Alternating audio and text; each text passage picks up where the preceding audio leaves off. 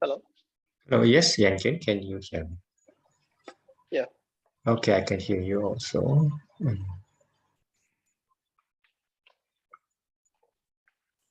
I'm just looking at your chemistry exam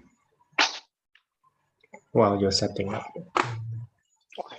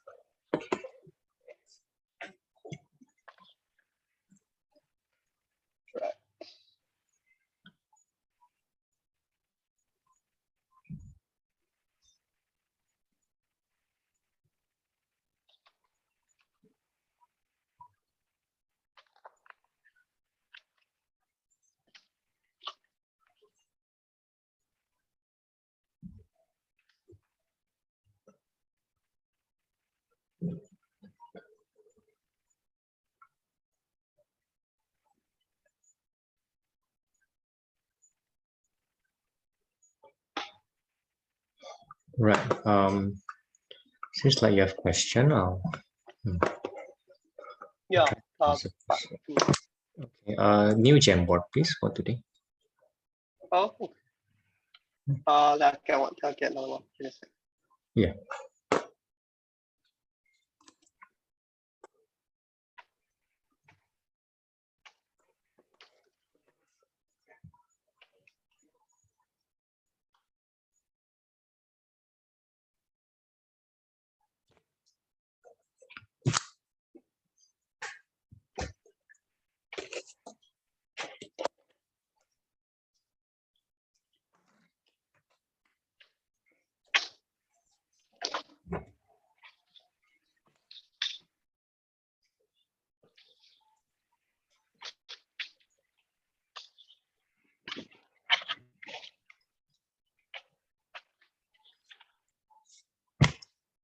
Right, I sent it in.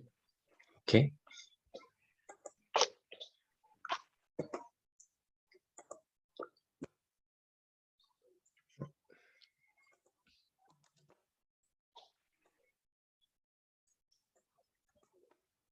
Okay, I've copied the question. Yeah. Okay. Grating. Right. Okay. So, what is your question? A4 part 2. I saw part 1, but I don't know part 2. You mean part two? Part two, is it? Okay. Right. Yeah. No, part 2. Like I did already, but I don't know how to proceed. Right. So let me clarify a few things. The wavelength is very close to each other. Yes. Mm-hmm. This is the base. One of the basic usage of diffraction grating. Meaning diffraction grating is good at doing this, like to differentiate wavelengths which are close to each other. Again, what I'm trying to say is double slit and single slit will not be able to do this. Well, this is partly because diffraction grating has a very narrow bright range. Makes it easier to not overlap, right? So when the wavelength is very close, the overlap is very serious, because if the wavelength are close, the phase separation is also very close. So less overlap will be very helpful. What I've just said, does it make sense to you? Is it new to you? When the wavelength is close to fringe separation, yeah, I guess that makes sense. Right? Just relying on the formula, right? We don't have sense. But if you rely on double slit and single slit, you will never be able to differentiate them. Make sense? Okay. Why is that so? Is it because of the central bright range? No, not because of central bright range. No. The central bright fringe will never be able to be differentiated. They never shift anywhere, right? The central bright fringe is always there. In diffraction grating and in this, Is it the color? no, such a similar wavelength will have the same color. So you cannot even tell that the color is different. No human eye can do that, right? No human eye can do that. To give you a perspective, red is 400, no, red is 700 and violet is 400, something like that, correct? So take 400 and 700, you have a 300 nanometer difference lah. And let's say you can differentiate 7 colors. Let's say our eyes are able to differentiate that, right? So 300 divided by 7, that's around 40 nanometer lah. What I'm trying to say is each color has around 40 nanometer difference lah. Then your eye can clearly tell that, oh, the color is different, something like that. 40 nanometer. Now this is 0.6 nanometer, which is to say our eye will see them as almost exactly the same, very different. So we cannot rely on the color, right?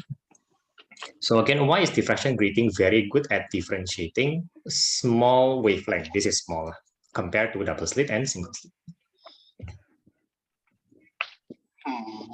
You open to the note, to your lecture note, the one that says that the diffraction grating bright fringes are very thin.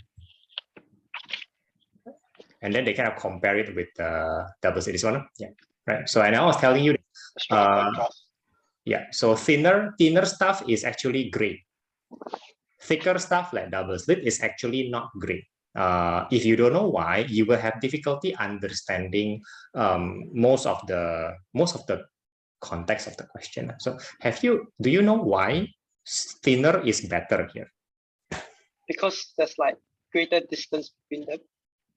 Clearer, I suppose. You can say greater. You can say it's easier to find the center of the fringes. Also can all those things. As long as you can see, oh yeah, thin is better, thick is worse. We are off with a good start. Can you? Clear, yeah. Mm-hmm. So when the wavelength is 2, but very close to each other, if you use the double slit, can you imagine the overlap created by those 2 very close wavelengths? I mean, I can, but they won't be very easy to spot, right? Because there'll be like there's a lot of overlap between them. Precisely. So the overlap is bad. In this case, overlap is bad. But if you use diffraction grating, they will still overlap, but much less. Can you imagine that? So it's like to the side. The central bright fringe is always unshifted. The central bright fringe will be the same. Remember that first. You will see a slight shift starting the first order. Can you accept one more like to the side here? Yeah. And then noting that it is a very small wavelength difference, the first order will overlap strongly. This is to say that you cannot differentiate them most probably in the first order. Does that make sense? Here's the first order. So I'm going to draw overlap here. So the overlap is very close. And my drawing is very bad. The overlap is very close. And let's say you cannot differentiate them because they're side by side. Okay. But as you go to second order, third order, can you imagine the separation becoming clearer because they separate more lah? Yeah, I think I can. Good, because in the second order, the separation is not the same as the first order. Here, I'm drawing a separation the same as the first order. That's wrong. The separation will double. Yep, the separation double because like this should be the same as that. So you separate more lah, so to speak. Okay. So putting this in context, double slit is not the tool for such a small wavelength difference. Single slit, you can forget about it. So you go back to the question, and now the question makes sense. At least I hope the question now makes sense. Look at the question 2.1, right? Where's the question? Right, 2.1. Right. State the order when they are most likely to be distinguished. This is what I'm telling you. Hey, the first order might not be the order where you start to see the separation, but maybe Yes. The furthest away, like they can allow. Don't say the furthest, because this is he wants the smallest order possible, because you have a trade-off, right? If you have higher order, you have darker bright fringes. Not easy to observe also. Make sense? So I want the smallest order. You know, I want a proper compromise lah. Basically, look, basically that's what he said. And you know, I figured out here there are 4 numbers orders. 4 order, right? So, okay. So we only have, right? Go ahead. I know it's not the first. No, we're just assuming that it's not the first. We're just assuming, assuming. All right. Yeah, assuming it's not the first. Right. But then I'm not. Am I supposed to like prove quantitatively that like it's the second or the third? Or do I just like so there's a distinguishing criteria, right? So we are now talk about the distinguishing criteria.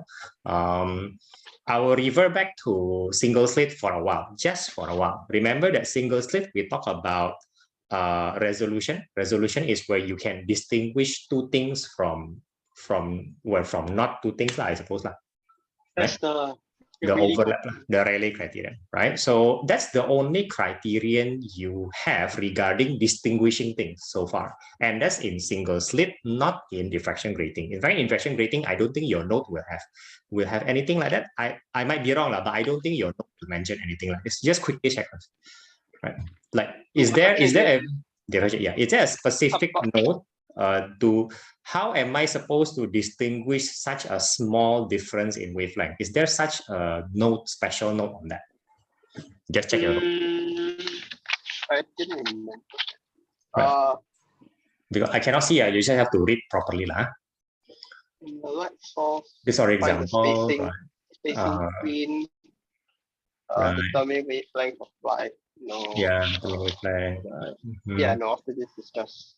This is back to single slit already. This is already back to Rayleigh criteria. Right? Yeah. Like, is this the end of diffraction grating in your note? That's it. Yeah, this is like, what's the separation of second order diffraction? That's like angular separation. Yeah, so like the angle is very small, basically, right?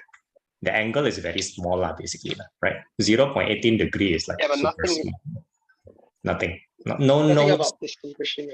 Right. So okay, let's look at this question. Let's look at this question.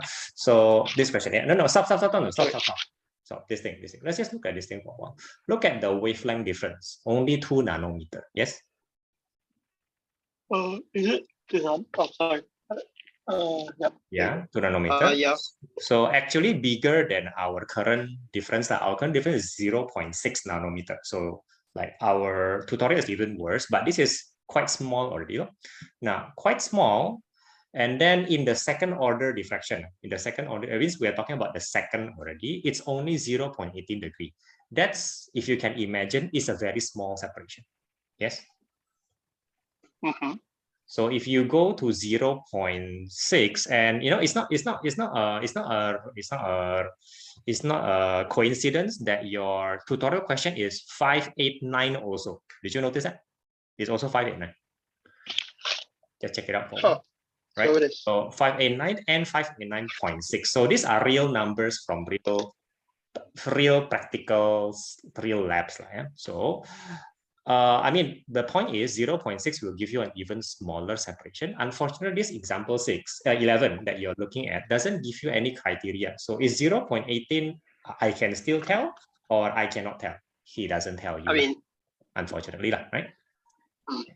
Right. So let's go to the left page for a while, just to make sure. I just want to make sure that you don't have left page. No. This is the normal formula. Yeah, no. Okay, let's go to Rayleigh criteria. Let's assume that your node doesn't provide anything, just the Rayleigh criteria, right? So we have to look at Rayleigh criteria and go to the Rayleigh criteria immediately, some sort of quantifying stuff. There you go, right? There you go. Now, this is the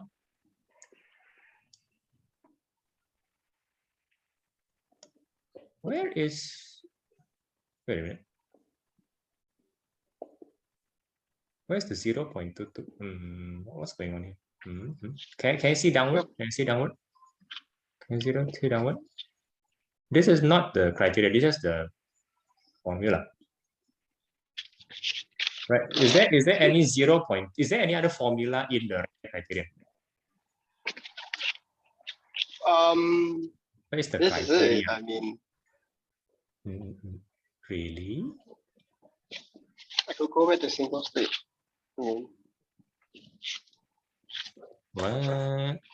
What is this?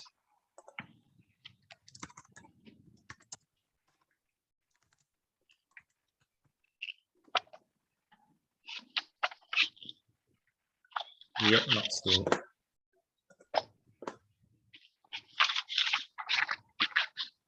There you go. There you go. So I'm just gonna copy something for a while and I'm gonna show it on the Jamboard. So I'm looking for this thing, right? Putting it in the Jamboard now.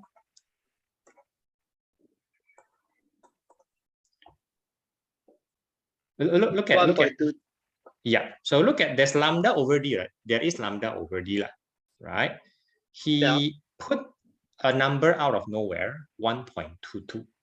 That's just the formally accepted criterion. That's the criterion. The formula you have here, just calculate the separation, basically like the separation. The theta, which is again the separation between the two things. But if you have 1.22, it gives you some sort of quantity. We can agree together. Okay, let's deal with 1.22. This, if it is smaller than this, let's say that nobody in this whole world can differentiate them. If it's more than 1.22, then we can something like that. So what is this? Where is this? It's in, holy shit. There you go. Yeah, that's so weird. What is this?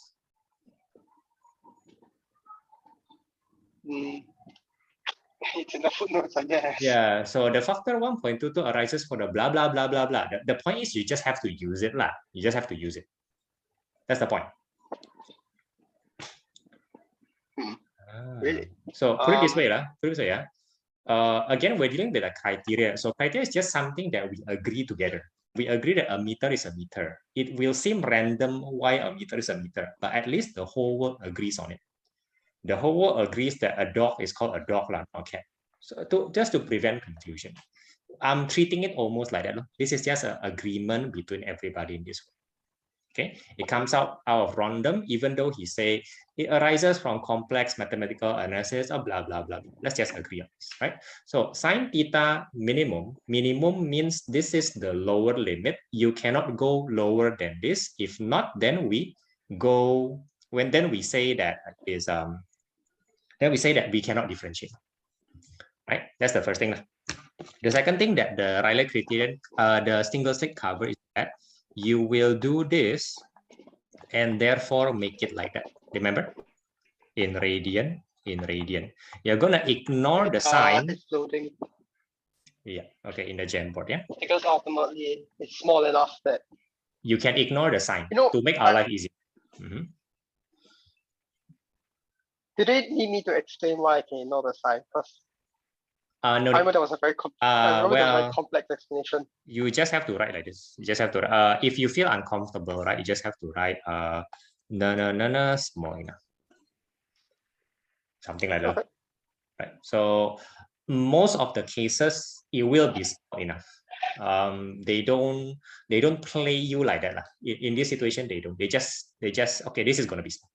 So we can ignore the sign. So we have a theta minimum separation, so to speak, equals to 1.22 lambda over b, whatever b is. Oh, he tells you b is the diameter of the aperture. Again, notice that when the lambda is smaller, sorry, I'm gonna write this down. So I'm covering Rayleigh criterion might as well just now, right? Might as well. 1.22 lambda over b, which is the diameter. And for some reason, some people write b, some people write b. It's extremely confusing. They are the same thing. B, d, whatever. That's the diameter of the aperture. This one I apologize first. The slit, yeah. In this case, it can be the slit width. It can be the I will be a slit, so same thing. It can be the point is, yeah, the slit width, right? Okay, so now notice a few things about this simple formula. This lambda minimum will get smaller, right? If the lambda gets smaller. Just simple math, correct? Okay. Sorry? The lambda, minimum. So the theta minimum will reduces if the lambda reduces. Okay, make sense? Yeah, okay. Right. So I want you to have a good sense of this formula, whether that's good or bad. That's the best thing I can offer you, considering the abstract nature of this chapter. I want to give you something concrete. So if the lambda reduces, the theta minimum reduces. Is that good or is that bad, or it depends, or what? The question, I mean, I assume decreasing is bad, right? Because it's harder to distinguish. And therefore, that is where our sense is wrong. That means we don't understand the. Now, let me try to explain. This one is not for memorization, right? Now, lambda reduces, meaning to say I am going to use a color which is lower lambda. The lowest lambda I can use is violet, correct? So, for example, I'm going to write down a very clear number, 400 nanometer. That's my violet. 700 nanometer is my red.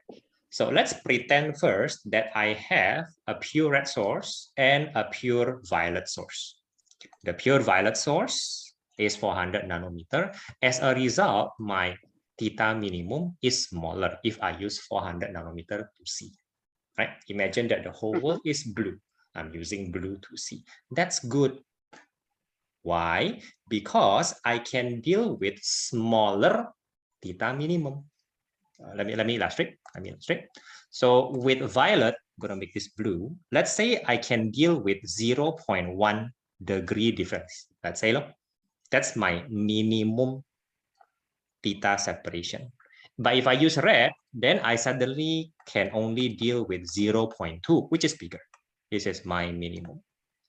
That means if I use blue, I can differentiate two things when they are closer to each other. Better what?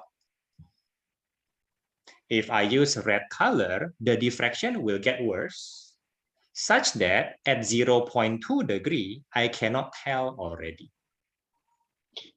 Oh. Make sense? So again, to illustrate this visually, because all these are visual, the violet stuff can get closer before I start to not tell them apart. The red one cannot get that close, maybe this far. Because why? Because all this will be a blur actually. All this will be a blur. Whereas the blue is smaller, so to speak, so I can tell them apart better. You see my point? Lower lambda, meaning color I used to see, will influence my resolution, and lower is better in this case. Okay. Now let's go to the D. D is very easy to imagine, right? It's a slit size. Now we have been dealing with small slits. In reality, our eye has a rather big slit. Your eyeball has a hole, not a hole, a hole for light. Your eyeball has a lens. You don't use glasses like me, but your eyes still have a lens, the cornea, basically. Now this formula tells you that if my eyeball slit is bigger, if my eyeball slit is bigger, my theta minimum goes smaller. Good or bad? Okay. I'm asking you, good or bad? Theta minimum smaller means it's easier to distinguish, right? Not easier to distinguish. You can still distinguish smaller stuff or smaller separation. You can still distinguish when they're very close to each other, right? That's what it means. Yeah. I hope that makes sense. That makes some sense. Like if my eyeball is bigger, then I can see things more clearly in a sense that I can differentiate things better. I suppose that makes sense. Right? So let's say you have a very big camera. Let's say you pick up that hobby, like Ethan. Ethan pick up the hobby of a camera. So bigger lens, technically that's not really true, but I'll just say that. Simplified, bigger lens means your picture will be better, just because you can differentiate smaller details. So bigger camera is bigger, like in this case, size matters. That I hope makes some sense. I hope. Right? All right. Right. So this is your Rayleigh criteria, 1.22 lambda over d. The lambda is fixed in most cases. The d is fixed in most cases. So your theta minimum is determined in most cases. Now, let's see whether this is what we need in the question. But what's the slit width for a diffraction grating? Are there lots of slits? Yes, yes. So I have apprehensions on applying this, but we have no other choice. We have no other choice. So the diffraction grating, you can calculate the slit width of a diffraction grating. You can. Can I? Yeah, you can. Like you did it all the time. Like 400,000 lines per meter. Then you just say 1/400,000, right? Then that becomes something. You always do that. That's the slit width. Because diffraction grating means a lot of slits, so to speak. To simplify matter, I'm not saying that this is the best way, but to simplify matter, you just say that each slit will have 1/400,000. No? Basically, slit is like the measurement of like how thick it is. Yeah, that's not the right thing to do, but that's a good approximation. Okay, I guess you could try it. You could try using that. Now, let's stop there for a while. Because again, I'm not comfortable because now I see part 2. He tells you the criteria. Look at that. Uh-oh. In part 2, he tells you the criteria. Wait, aren't we supposed to have that? We don't have that. That's why part 1 we're very confused.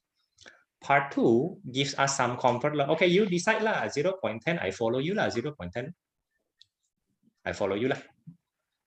Okay, why don't we do part 2 first? Then we go back to part 1 and see what we can do. Okay. Right. Okay. Good. So please use the 0.10 and do something about it.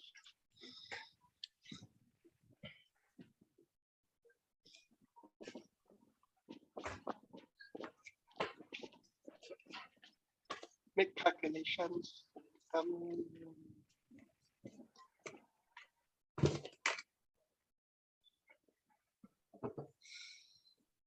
Okay. So yeah, good, yeah, good. Yeah. I agree that that's not the best start. Yeah. 589. Now, which order will you be using? I mean, if we want to err on the safe side, then shouldn't it be like second or third? The what? Which one? Sorry. Second or third. I mean, I don't see why not. No, I will use the fourth order immediately. Because you determine that the fourth order is the last visible order in part 1, right? That's what you determine, right? Correct. That's what you said, right? That's what you said, the fourth order. And you mentioned me before, hey, I want to use the fourth order. I think that's a good idea because fourth order is the largest separation. Always.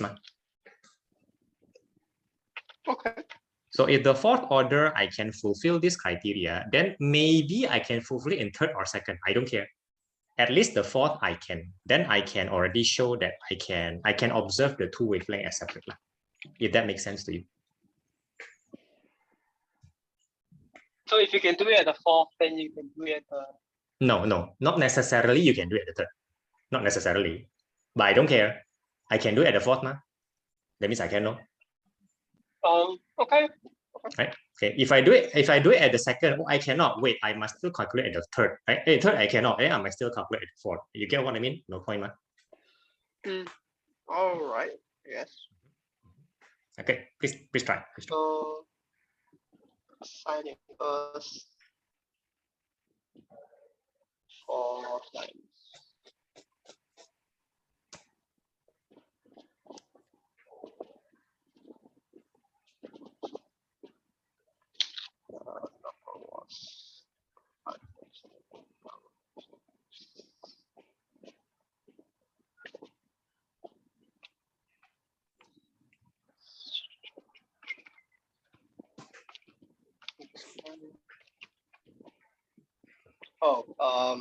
Later after this, because this is I think this is only a summary question that was like properly stumping. The rest just go back to Wait, why are you using the Rayleigh criterion? Right. Okay. Yeah. Okay. Sorry, you're saying? I think this is the only assignment question that I need help with. But my 70 is that right? 70 degrees. Oh yeah, because okay, wait, sorry. Because you still have to calculate the other one, you still have to calculate the other one. Yeah, and better use higher degree if possible for now. Just you know, better use one more dp. Better use one more dp. Because his criteria is 0.102 dp. Okay. I want to be prepared for the 2 dp lah. Yeah. You see, that's better. That's better. Oh, sorry, I was saying. At this point, the only assignment question that I probably have problem, right? Sure. But my chem teacher gave us my chem teacher gave the entire class a to do. Gave us entire paper to do over the weekend, and ours is quite difficult. So I need help that one. Right.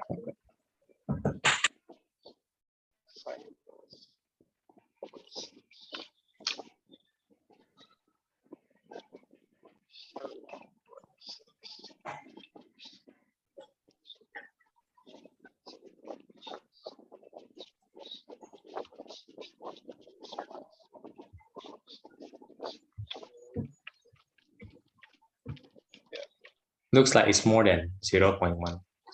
Yeah. Good. Now, if you use 1 dp, you know that that's not the best. That's not the best way, lah. You understand it? Just now you use 1 dp, lah. I think you need to use 2 dp. Now going back to, sure, go ahead.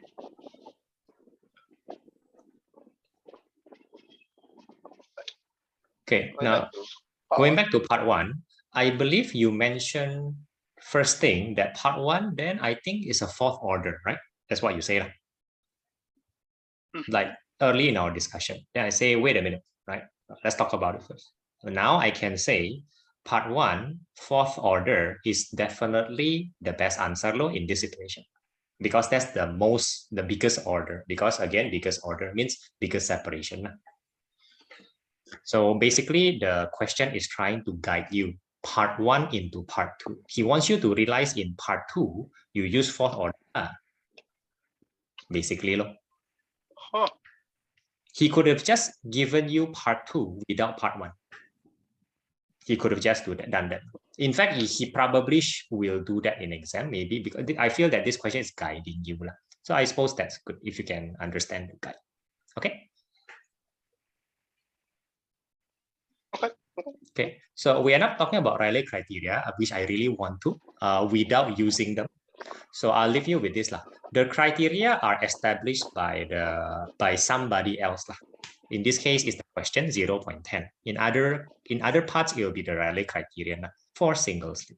So what I'm trying to say is the criteria for separation should not be established by us. I don't think, because as a human being, we are all subjective. It's very difficult to tell whether our eye is seeing things or not. In this case, we are really using our eyes. So rather than people have different subjective experience, because we will all have that, then the criteria better be set externally, so to speak. So you expect the criteria to be set externally in questions, is all I'm trying to say, even in exam. Okay, so if single slit, they already set it for you, Rayleigh criteria. If it is diffraction grating like this one, you expect them to say something about it. That would be the expectation. Okay. All right. All right. Now, any other question? Not for the superposition. Like some of the Rayleigh criterion stuff is like superposition. Right. I'm surprised that you don't ask much, but if you can do it by yourself, then I'm okay for now. Okay. Let's move on to your chemistry if you like that. Yeah. Okay.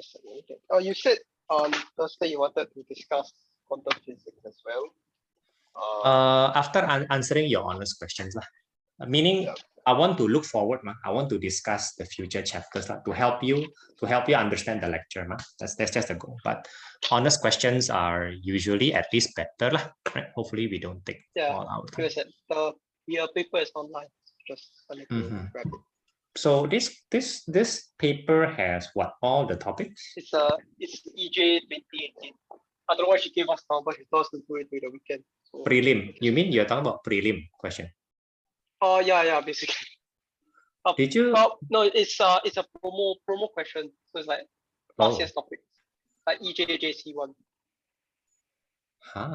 So it doesn't cover all the OChem. Promos usually don't have OChem. It did had some of them. Most of it was like Secretary I mean JC1, sorry, JC1. Yeah. Okay. Sure. It was.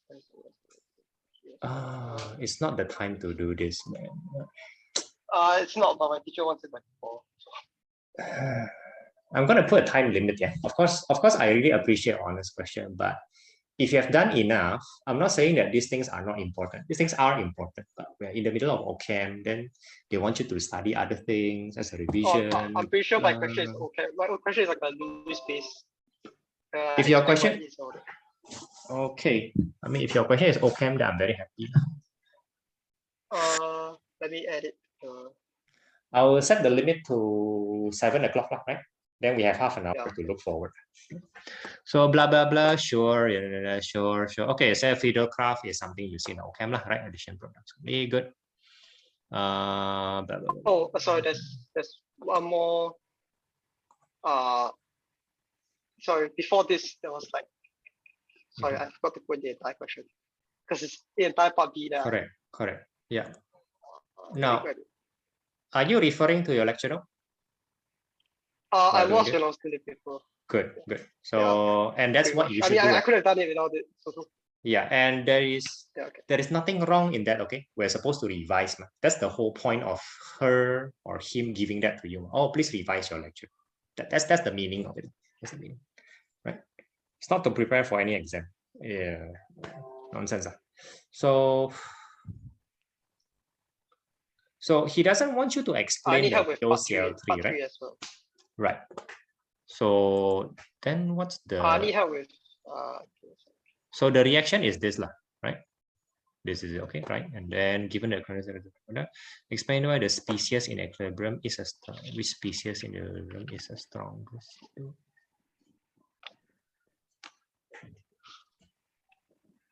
Right. So the KC is like that. Now the KC is very small. I don't like it. This is supposed, yeah. The KC is very small, right? Yes or no? Yes. So there's a very small amount here. I'm gonna say a very small amount. For example, 0.001. Actually, it's smaller than that. Actually, 0.01%. It's actually smaller than this, but this is just for our. This is for 99.99%, 99.99%, right? Okay. Yeah, so more. That's actually very. Oh my goodness! I think just because of that, you can probably tell already who is the stronger base. Meaning to say, there's one base on the left-hand side and there's one base on the right-hand side. Basically, that's what it means, right? So who's the strongest base here? The guy on the right or the guy on the left? That's the meaning of the guy on the right. So I'm going to give you a perspective. The guy on the right, right? The guy on the right, how do I say it? What is the definition of base, right? What is the definition of base that you know in JC lah? In JC. What is the definition of base? For Bronsted-Lowry is proton acceptor. Proton acceptor. So let's say we use that. Let's just say we use that, okay? Just for actually there are easier ways. Never mind, let's use that. So the guy on the left, the base on the left accepts proton. The base on the right also accepts proton, reversible reaction, right? You were saying who is the stronger one? I want to say the guy on the right. Okay, the guy on the right is stronger if he accepts proton more than the guy on the left. Make sense? The proton meaning to say H plus, correct or not? The proton that he's mentioning is the H plus because H plus is proton. Again, making sense? Making sense? Oh. Right. So who is the guy accepting H plus on the right? Obviously, Who's the is guy the H2PO4, right? PO4 minus. He's going to accept H plus going to the left, right? This guy lah. Whereas here, the guy accepting the H plus will be this guy lah, going to the right lah, correct? So this guy and that guy lah, right? So I'm gonna underline them, right? So which one accepts more proton? The guy on the right or the guy on the left? Guy on the right. Because if you can put it in your own words first. Because before, because there's like 99% H3PO4, but like so only a very small amount of H2PO4 minus, right? Meaning to say most of them are being converted, so they are big. I think that is easily put into formal sentences. Yeah, I think you explained it nicely already. Done. Okay. Okay. So I think the logic makes sense. Now, the C, I'm a bit curious why you asked, because they never ask you to explain the POCl3. They just tell you that you have no catalyst, right? In the Friedel graph. So you and then they even tell you. Yes. I'm not sure what the addition product is. Like how about it? Sorry, yeah. So I'm not sure why we're talking about Friedel graph here. It seems like out of the blue. Am I missing anything? Why is there Friedel graph here? It was out of the blue. It is out of the blue. It has no connection to the previous parts. Not that I can tell. My previous part was like constant Lorentz theory and basis. That's so weird, right? Okay, so let's go to Friedel graph. Like if you say that you refer to your lecture note. Your lecture note should have covered this actually, right? So yeah, go it to has, but I've never seen go. Use the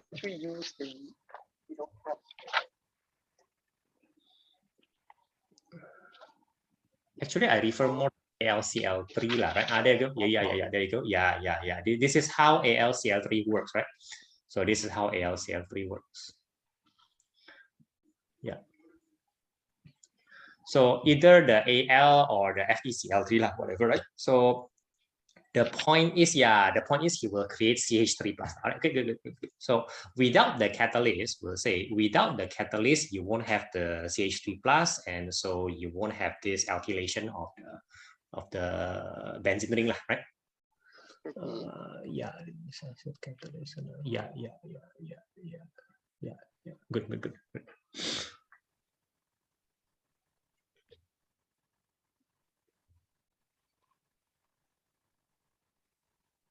Let me think for a while. There is no way that this is unrelated to the question. There is no way. Let me think for a while. There is really no way that this is unrelated. Can I see the full question, please? Oh, yeah, sure. Can I see the full question? Give me everything. It's quite long, like it's like a multi-page. Like, yeah, please. This cannot be out of the blue. Cannot be. Like the previous parts were about VSCPR, but sure. 2 pages long. Which page can I put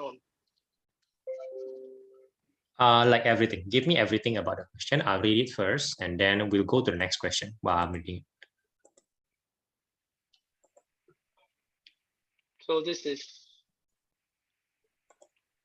the first part. Okay, I'll look at it. It just continues to see after that. Then, here's part 1. Okay, good. Let me take a look. And then ask me the next question. Yeah, sure. Next one, the MCQ.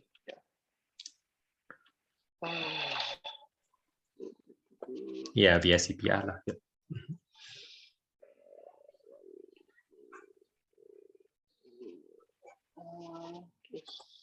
This is weird.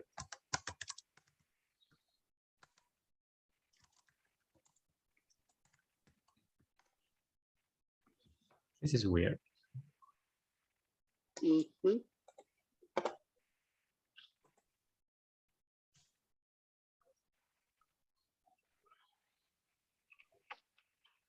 Right.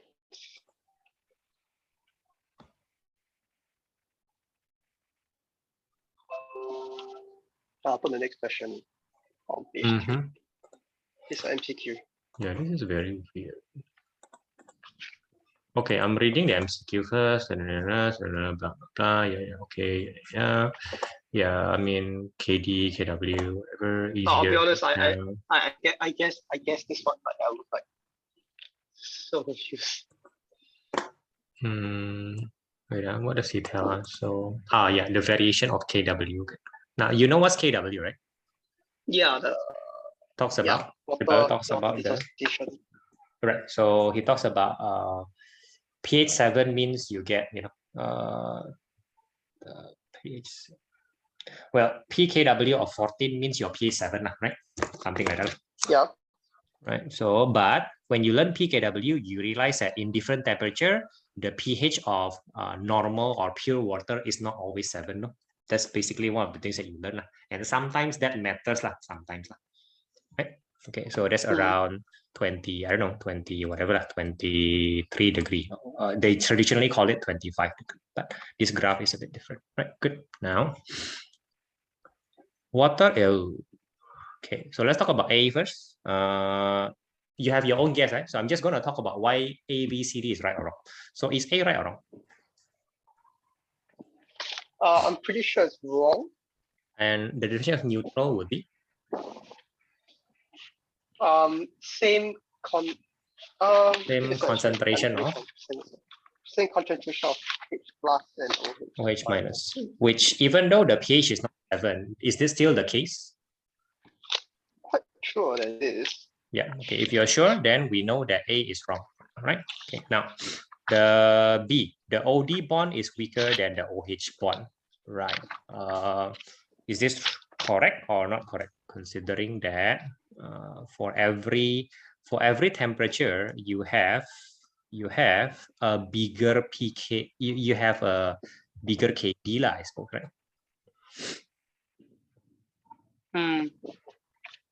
Weaker in the OH bond, that means it's easier to ionize. So if you want to draw the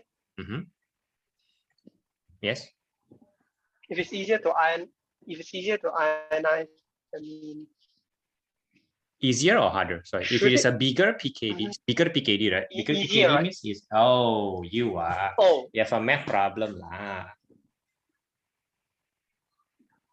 You have a math problem. No, it's this is a math problem. This is not a chemistry problem. It's a math problem.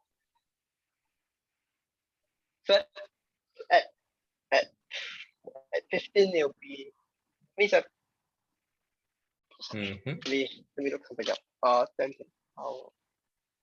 Like, because for PK, whatever PK, right? Whatever PK, you change it to into because it becomes minus log, right? Minus log. Yeah. Right. So, like for example, if my pH is 7, right? Let's say, okay, no. If let's say my pH is 6, right? Then minus log whatever, that's the math part, right? Minus log the pH will reveal something. Isn't it 10 to the power? No. The point is the concentration becomes 10 to the power minus 6. That's the point. That's the point, right? That's the math part. 6 becomes minus 6. So if my pH is 5, looks smaller, right? But the concentration of the H plus in this case, right? H plus will be 10 to the power minus 5. And this is more higher concentration than that. You see my point? So that's math law, I suppose. I don't know why they put it that way. It's very annoying to me, but you have to know that 6 is actually weaker H than 5 lah. But that's something that you already know. So 14, 15, right? Smaller concentration.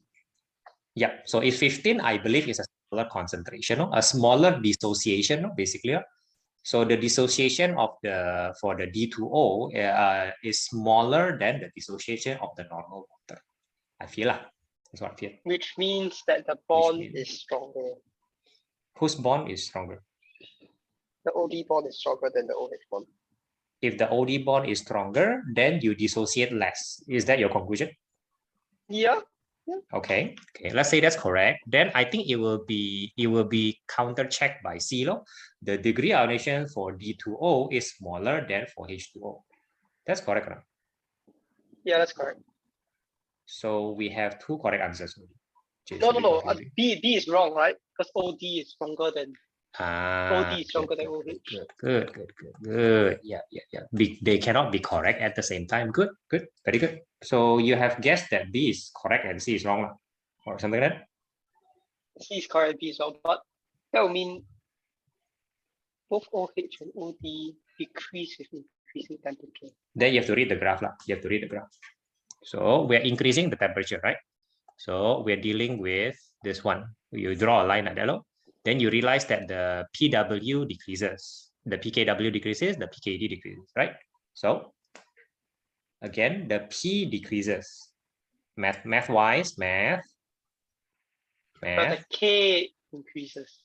The concentration increases, Concentration. Yeah, because the K increases. Sorry, because the K increases, the concentration increases. So D is wrong.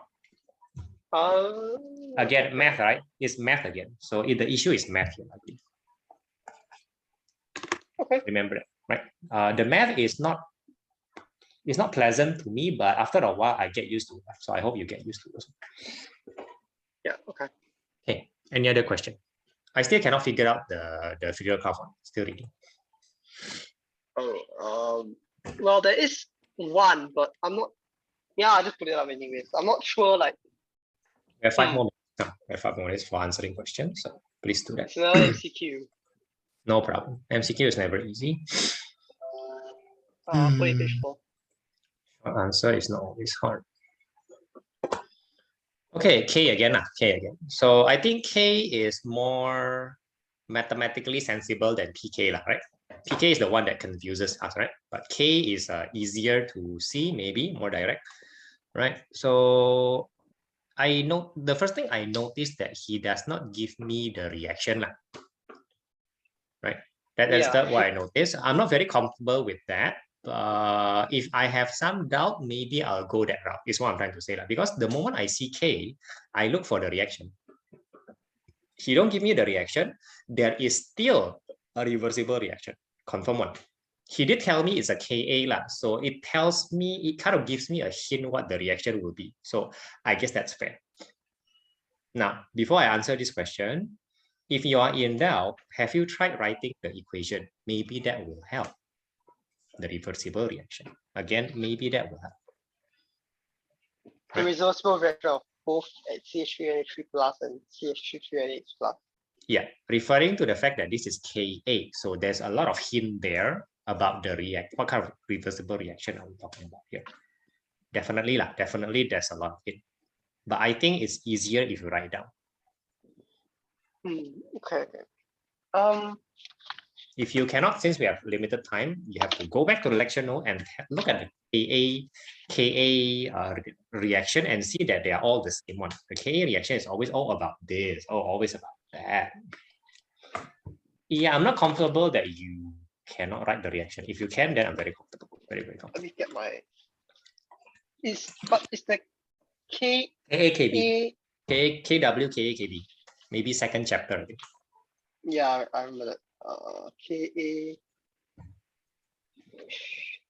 So it'll be because it. Okay, wait.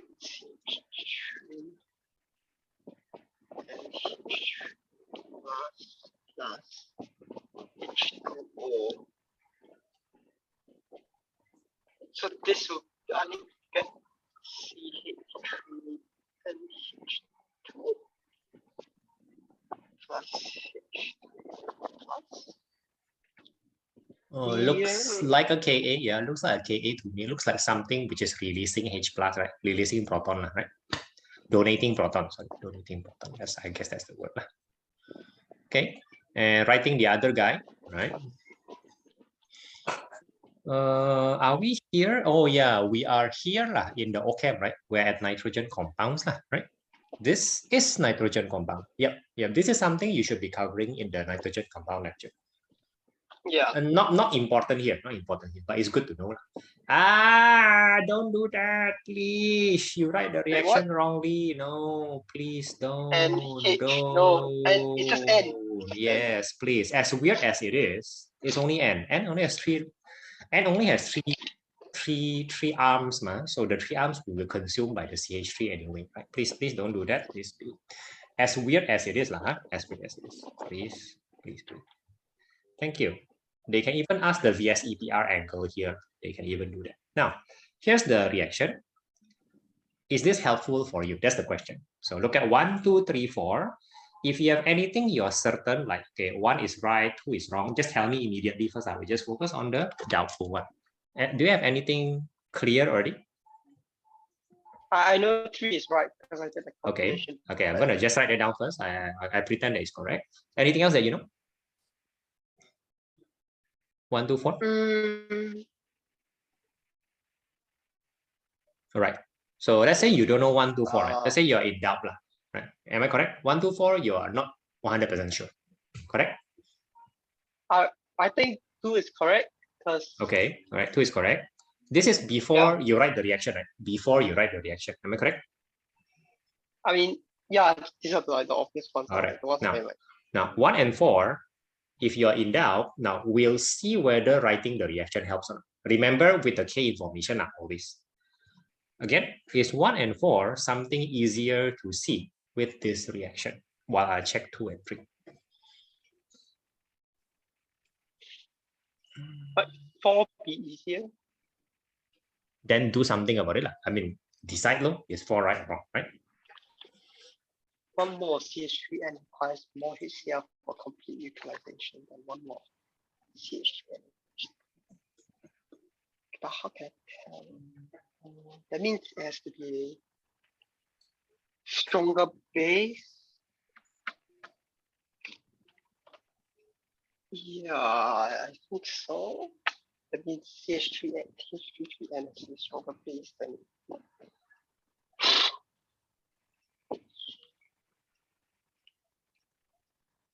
Looks about right. Anyway, 0.1.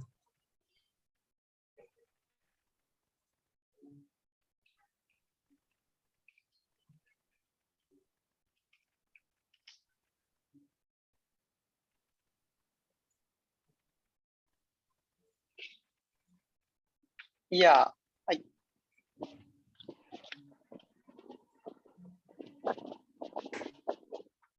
and the reason is because I was hoping that you can see the reason from the K, right?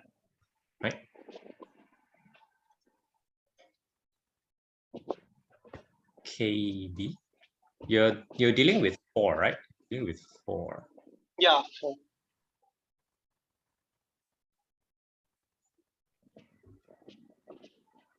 It's 298, right? Yeah, it's 298.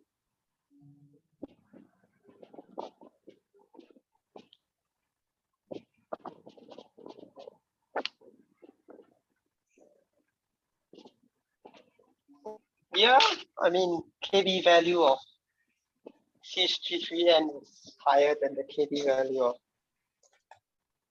CH3NH2. So I would guess 4 is right as well. Now you're having some doubt, right? So I will use my logic. I'll use my logic without a KB. Let's see what happens. Now, writing the reaction seems to give you an anchor, right? Because this appears in the reaction, correct? The fact that you didn't write it correctly just now tells you why you cannot do 4 previously. You have to write the reaction correctly, and then you realize, oh, there's some relevance here.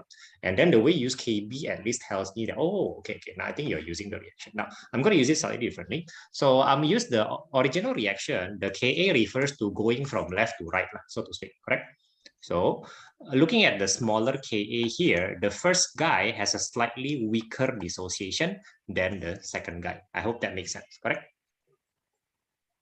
Slightly to the right. Yeah, to the right. Yeah. So the first guy has a slightly weaker dissociation to the right than the second guy. I hope that makes sense. Correct? Okay. Because this is a smaller K compared to this one. Now the neutralization goes from right to left, though, right?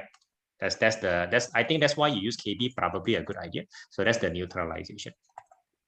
So if The fact that I'm going slightly weaker to the right means I need less to neutralize, because neutralize means I just have to neutralize whatever is here going to the left. So I will need less neutralization for 1 than for 2, I suppose.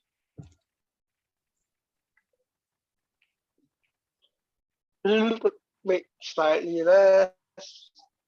Like, because remember, slightly weaker dissociation going from left to right. So Right. I have less thing here. So I have less.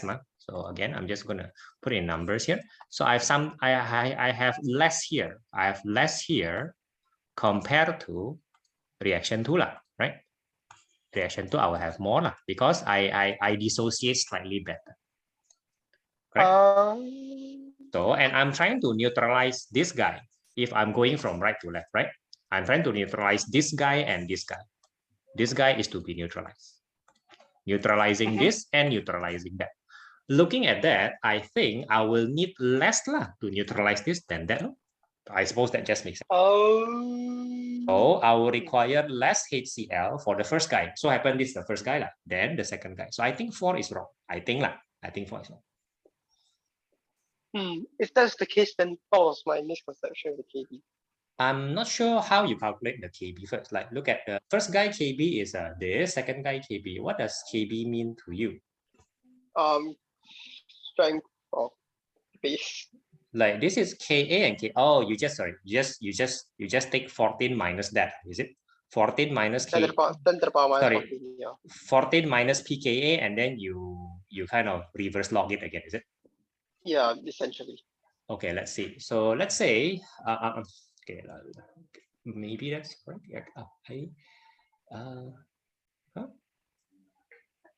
So basic. Wait.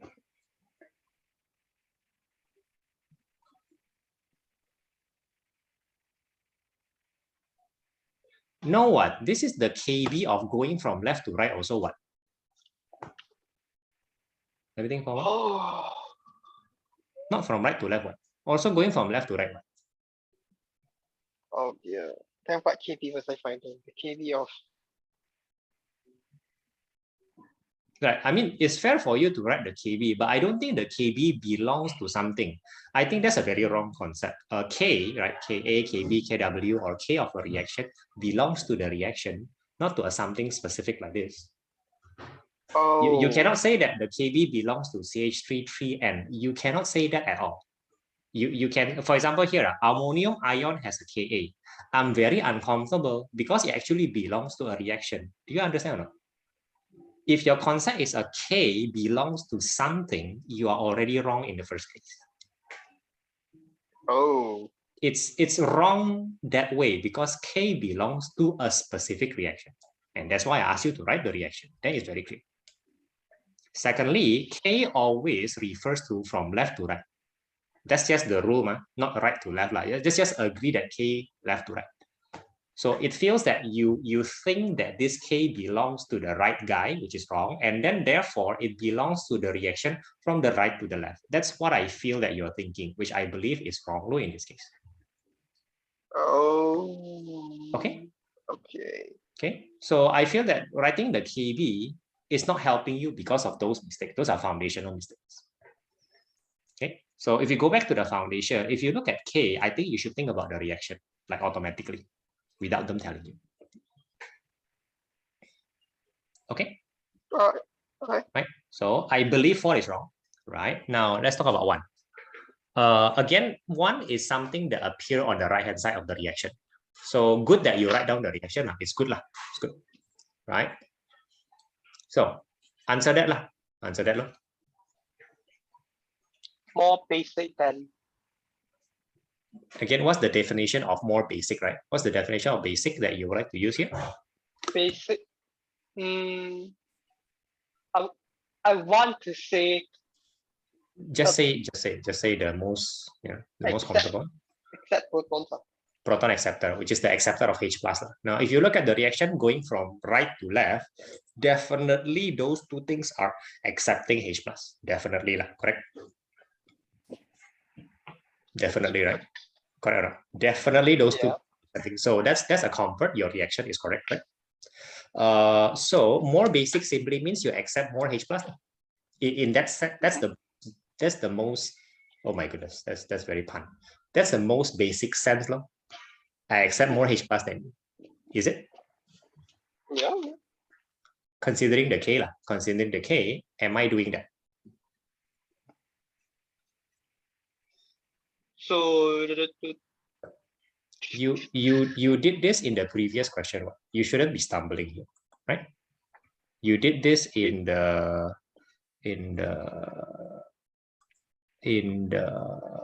yeah, you did this in the H3PO4 thingy. What? That's what you did. What? I just need to find the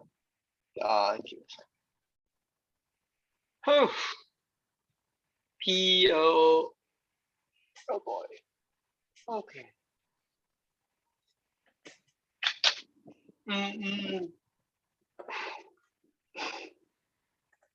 So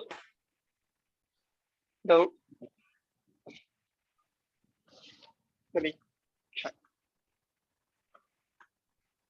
Can I just find the P? You're relying too much on formula, brother. Seriously. I'm serious. You rely too much on the formula. Please don't do that. I think that's not your way out. I think that's not the way you understand also. I feel that when you and Austin talks about formula, I feel that you're leaning towards something that you don't understand. That's what I feel. Correct me if I'm wrong. Right?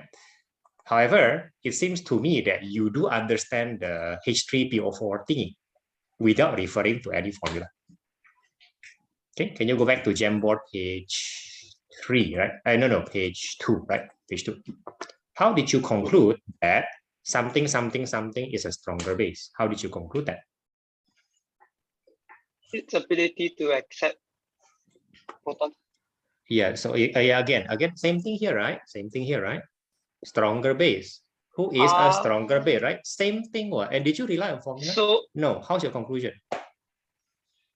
Because there's less NH. There's less,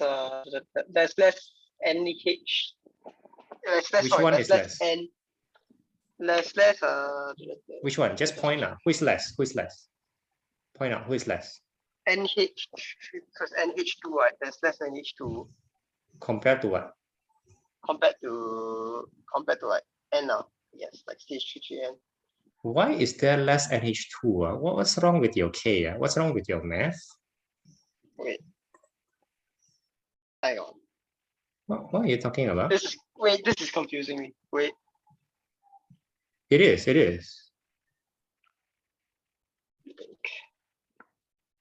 H3 plus. Proof there. 0.19. My goodness. Let's stop. Let's look at the math. Let's look at the math. You have this K and this K, right? Yeah. This K tells you about the dissociation, right? The dissociation of the reaction that you're talking about. This guy tells you that the dissociation of this guy is slightly less than this guy, right? We're just doing the same thing here. Right? Are we doing that? Aren't we just understanding that the moment you write down the reaction? That's what the K is talking about, right? Less of the CH3NH3 plus dissociated into CH3NH2, right? So that means who is less? Sorry, who is less? Who is less compared to who? CH3NH3 plus is point. Just point. Who is lesser than who? This is less than this, right? This one less than this one. Okay. The bottom one dissociate more, right? The bottom one dissociated more, so the bottom one is less. No, agree. That's on the left hand side. No, wait. The bottom one dissociated more. The bottom one dissociated less. It's 10 to the power -11.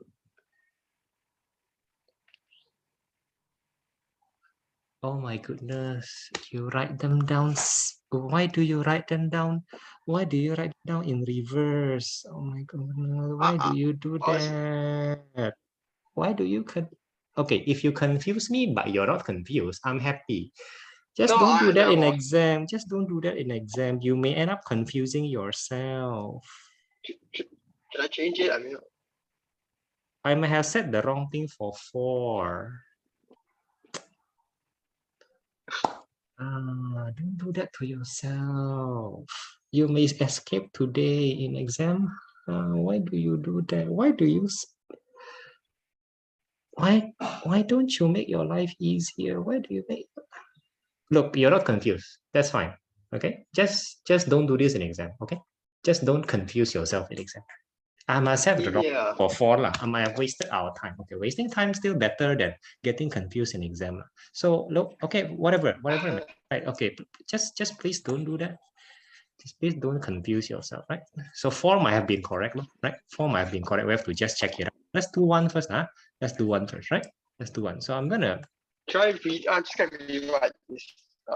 Maybe you should just do that for yeah, just for good habit in exam. Please do that. Please don't.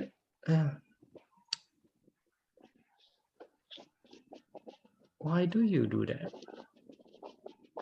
Well, I was writing it from the bottom to the top, so it's like, just don't do that in exam, because in exam you'll have the paper anyway. So I don't think you'll be doing that. You write down the more and less thingy lah with the KA lah. Right, just write down the whatever.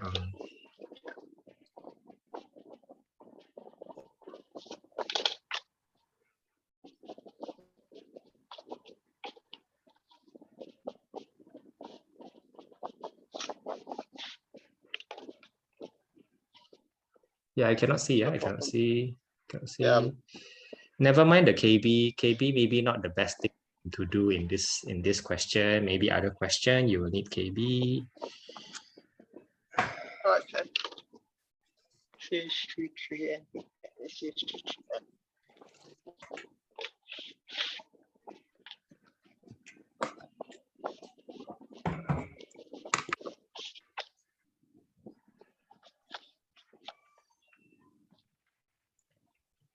So let's say right now we don't use KB first. Let's say we don't use KB first. Let's say maybe that's not the thing.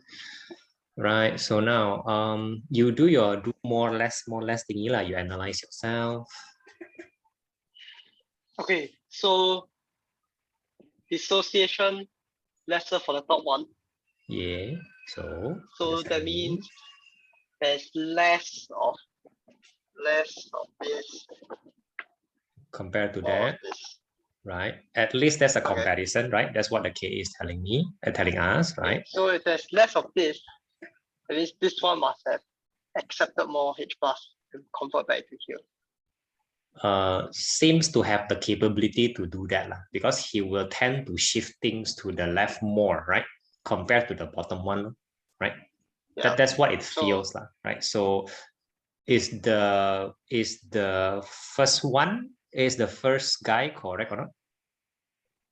So that means, yeah, it's more basic. Yeah. So CH3 and wait, what? No, less. What? No, it should be. I think it's less basic. I think currently that's what I think because he tends to shift things. The first reaction tends to shift more to the left. So stronger acceptor of proton, because the way you accept proton is by shifting to the left, right? If you're not shifting to the left, you're not accepting the proton as much. So it seems that way. It seems that way. Let's check number 4 now. Again, let's check number 4 now. Right. One more of CH33N. That guy, the bottom one. Yeah, the bottom one. Plasma HCl from neutralization. Then one more CH3H2. So if CH3NH2 is more basic, if it's more basic, like a stronger base, then I suppose it requires more. Yeah, then it requires more. So that means the 4 is wrong. So only 2 and 3. I suppose. We'll see whether we are correct or not. Right? Yeah. I mean, to be fair, this is not easy because the question requires you to think about 4 things. Then the reactions are more. This question is not easy. This is not your average MCQ. Everything with 1, 2, 3, 4 is basically double, triple layer of MCQ. Basically, for the same amount of marks. So if there is anything to say, then at least I feel that you're asking the harder questions. That's what I feel. Therefore, learning more. Right. Okay. All right. Okay. That's about all the chem questions I had. So we only have very few minutes to discuss the future chapters. So you have a choice. We discuss the future chapter of chemistry, or future chapter of physics, or future chapter of math. Quickly. Physics, why not? Right, just open. You have not entered the lecture, have not? I mean, I was going to, but... Okay, good. Come. Quickly, open.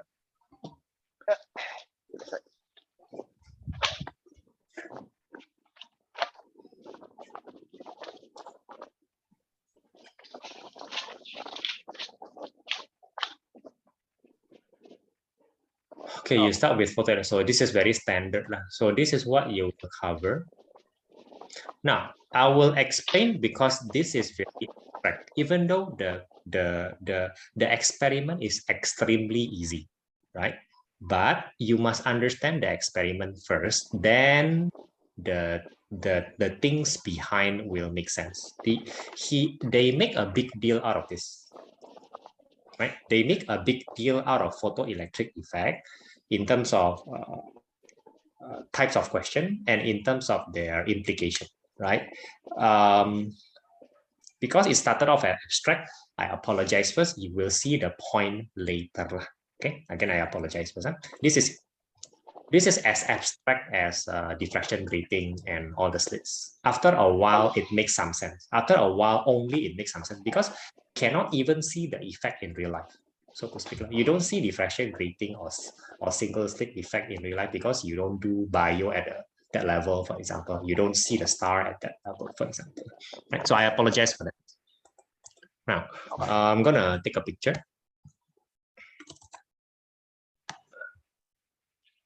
Now, first, let me try to show you that the experiment is something which is very easy to measure, right? Something very easy to measure.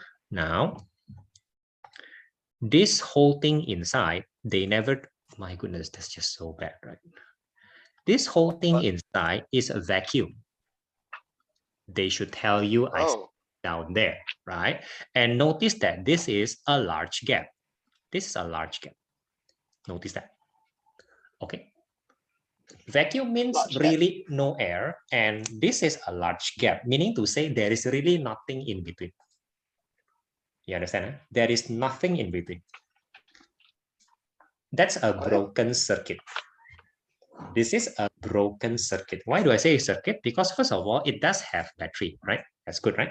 It does have battery.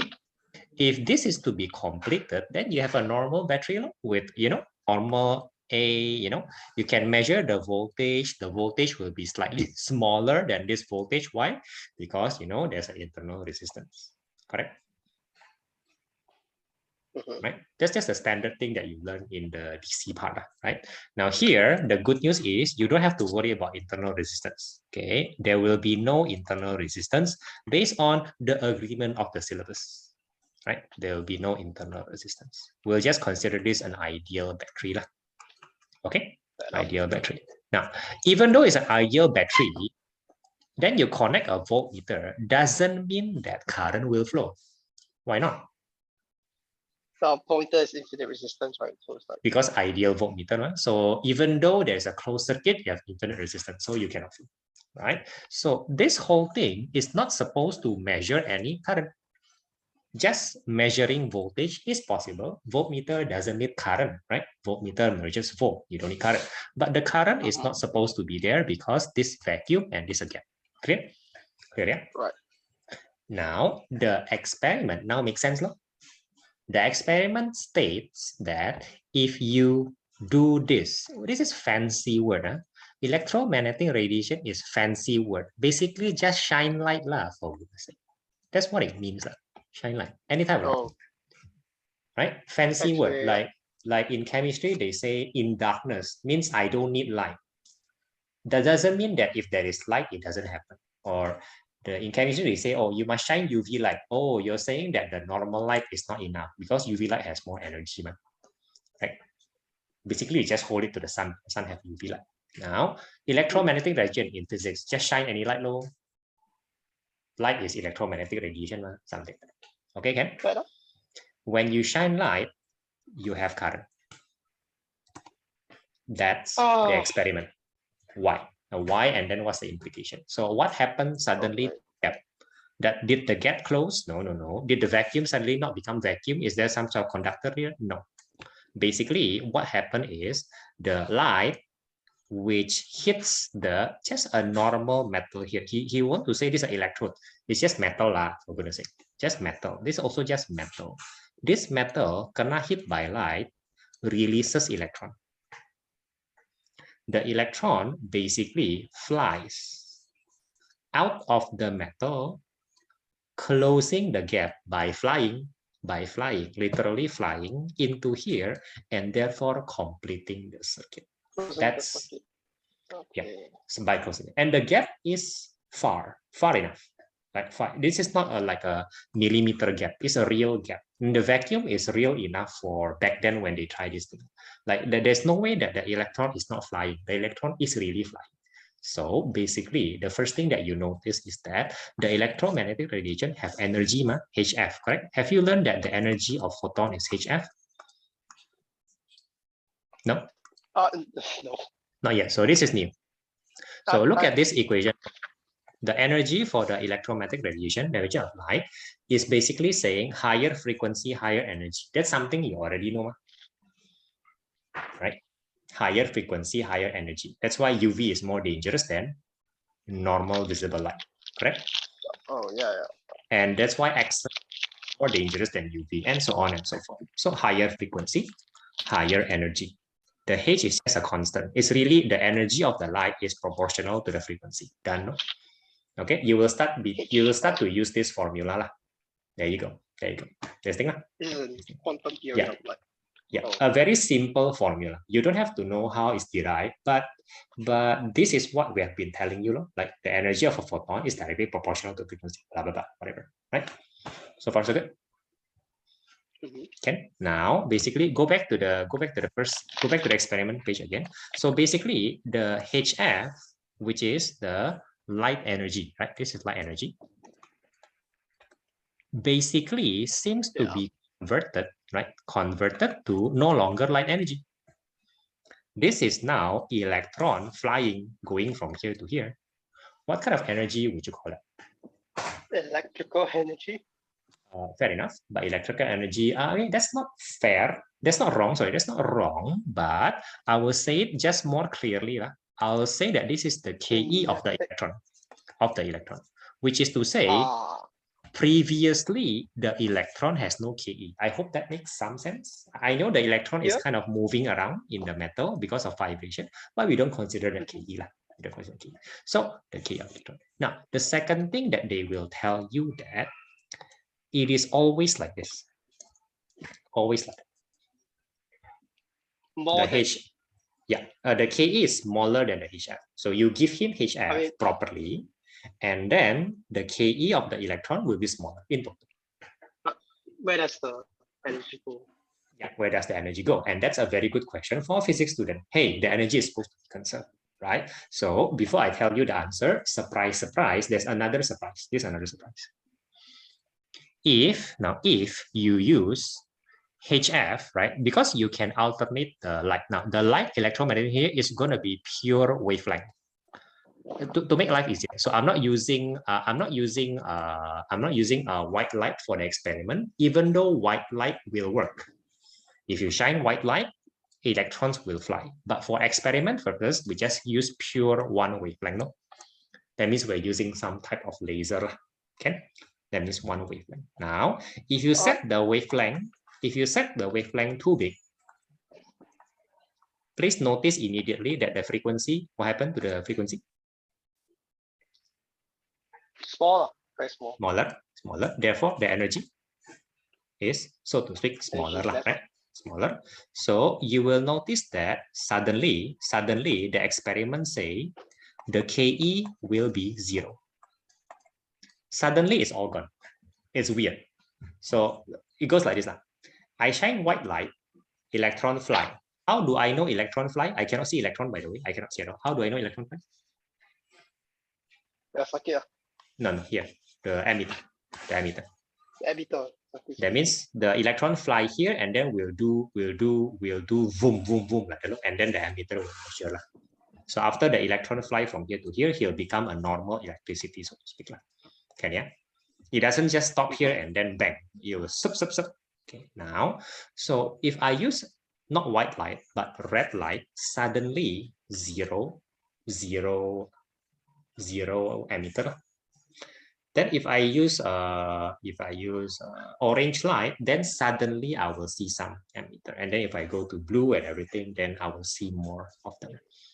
That's the weird thing. First thing first, where did the energy go? And secondly, how come suddenly if I change my wavelength into something too big, suddenly everything gone? Suddenly no electron flies. Suddenly no, basically. What is the limit of the wavelength they can get?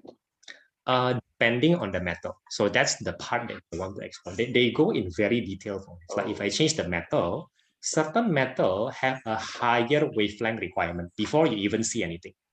Some metal have a lower wavelength requirement. So it's as if certain metal like doesn't let go of the electron until you give him higher frequency or lower wavelength. So it's as if like that. And that's true. That's the very simple explanation. So that's the result of the experiment, and maybe they will cover this in at least 1 week. I don't think they will rush to this. Okay.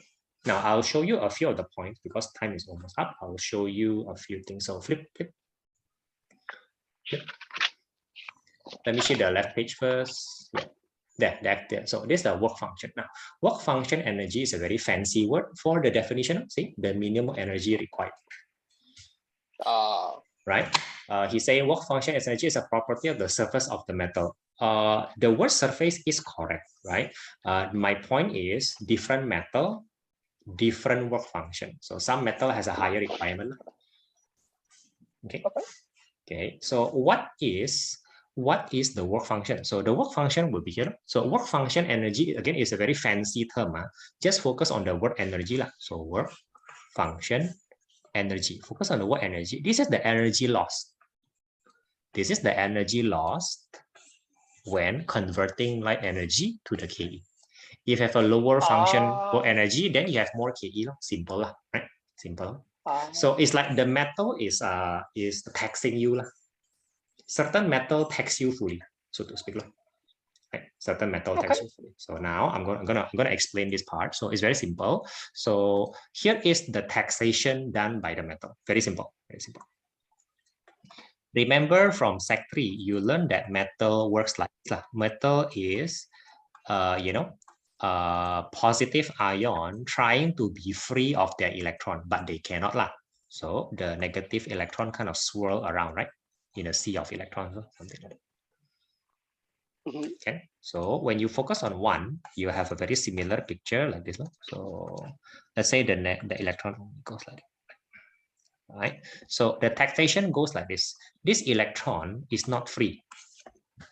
Do you understand that this electron is not free?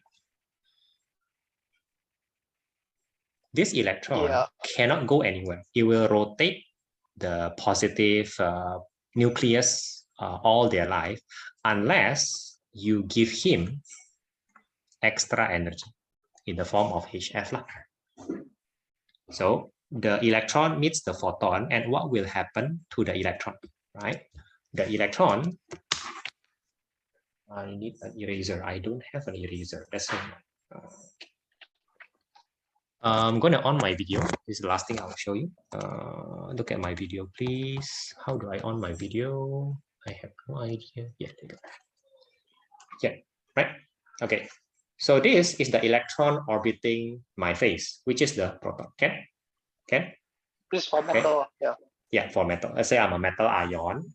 My electron is orbiting, and in total, I'm a metal. So imagine me as the surface atom.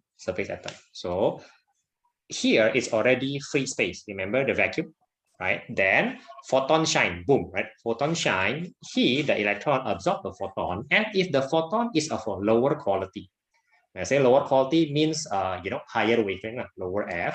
Then he will do this. Look, he will do it and then comes back. Do it and then comes back. You understand what I'm saying? He will do and then comes back. He is not free. He will jump above and then he will come back. So I am not free from the earth. If I jump, I will come back. That's the definition of not being free. Look. If I jump, I come back. I gain momentary energy and then I come back. Yes, you're saying? But then where does the energy come from?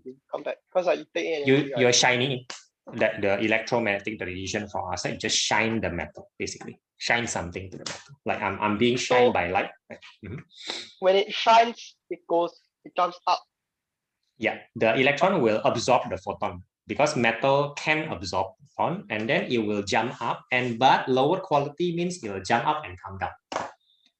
What does lower quality mean? Lower frequency, higher wavelength, meaning the photon. Here's a photon, right? Here's a photon meeting the electron, right? The photon has a low frequency. Red color, look, let's just say imagine red color. The red color will be absorbed by the electron, and then the electron will jump up, but it's not enough to be free. Like, not enough to be free by Earth. Go up, go down again. Go up, down again. Understand? So when it goes down, it releases the photon? Yeah, back. You are correct. Or it releases the photon, or it hits other electron. That's a possible scenario. Then the energy got transferred. The point is he loses the energy back. Okay. In the form of photon, or giving it to other electron, or in the form of heat or whatever. Okay. So what happened when you give him high quality or therefore high frequency photon? He escapes from Earth. He escapes from me. He fly out. This is what it looks like. Yeah, here's the electron, rotating me, and then a very high quality photon strikes him, and then he, he flies out, and he no longer comes back. Just imagine that, huh? Just imagine it. It's like he rides a rocket to outer space. A rocket frees you from the Earth, lah. Not that you want to be free of Earth, but that's what happened. When he is freed from Earth, from me, from the metal, he can fly towards the other electrode and complete the circuit. So this taxation, the amount of energy you have to overcome is the fancy word, work function, energy. For each metal is different. So you start from the amount of energy you supply to the thing, which is determined by the frequency, is not greater than the work function energy. Then you will absorb and then come back. It will come and so nothing will happen. Then it will fly out. After getting taxed by that amount. So when he flies out, it's not all KE. You have to overcome the potential energy. Basically, work function is potential energy. You have to overcome that potential energy, and then the remaining thing you can use to fly. That's why the KE of the electron is smaller because of the taxation. Okay. That's the one of the two principles I explained to you. First one, the second one is quantization. I cannot explain it right now. I hope to see you on Tuesday, and maybe at that point I can explain, hopefully. Okay. The other concept is quantization. Okay. Right. Okay. So hopefully you will read the lecture with some understanding here. And then if you see the word quantization, know that it's something that you do have to understand, but it will take some time. Okay. Right. Okay. So for now, send me the math and the physics when you have it, and I'll take the time to look at your chemistry exam. I am no comments for now. No comments. As for the POCL3, I'm still very confused. If I have any answer for you, remember to ask your teacher lah. Always like that one. Okay. Okay. See you on Tuesday. Bye. Yep. Bye.